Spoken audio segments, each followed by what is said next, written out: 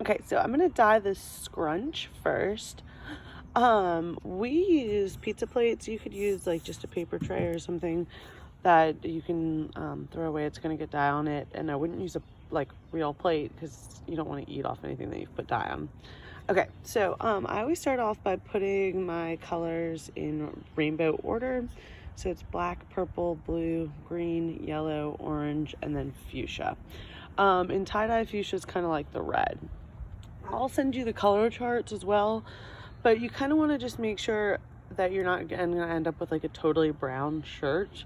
So not mixing too many colors that will make brown together. I like brown and I incorporate some brown into my tie-dyes, but obviously if you put a bunch of fuchsia and then a bunch of green on top, you're going to end up with a brown shirt. So staying in like one area of the color wheel is nice, and I'll send you the color wheel too. I'm going to use for the scrunch the yellow, orange, and fuchsia, and then I'm going to put black on it too. So I'm just going to start with one side. You can see I've got mine all tied up. I usually start with the lightest color, so I'm just going to start with yellow. The fun part about the scrunch is you can just kind of throw dye all over it. So I am just going to kind of go crazy, and I like to be messy, so I'm going to get messy. I've put yellow, now I'm going to go orange. And it's okay to overlap these again because they're next to each other on the color wheel, so they'll have a pretty effect. And then finally I'm going to put fuchsia on. Sorry, I'm terrible at making videos and stuff. These are the first videos I've ever made. Okay. So now I've got that side completely filled up. I'm not going for anything precise, so I don't mind having this dye on the bottom of the tray. If you're trying to get very precise, you might like wipe that dye up or just kind of like dip it off the table if you don't mind getting on your ground. Now I'm going to flip it over and I'm going to do the other side. This has gotten really dirty because of my very dirty table that I'm using. Again, I'm going to start with yellow. So just throwing some yellow on.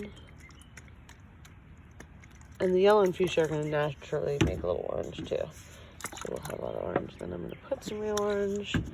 And then I'm going to end with fuchsia. And on this side, I'm letting myself put a little more fuchsia because on the other side, I put a little more orange. A little more yellow. Cool. All right. So I'm going to just sop up a little of this excess dye. You have gloves and stuff you can wear, and you don't need to do that with excess dye. I don't know why I'm doing it. Okay. So now I'm going to put some black on, and the crazy thing about black is you just put it on top. It will seep through and give you like nice black, where some of the white is. So it's going to feel like you're totally wrecking it, but you're going to get your black dye, and you are just going to cover one side with black. And I like the black a lot. This is a tank top. My boyfriend will like this. Just plain.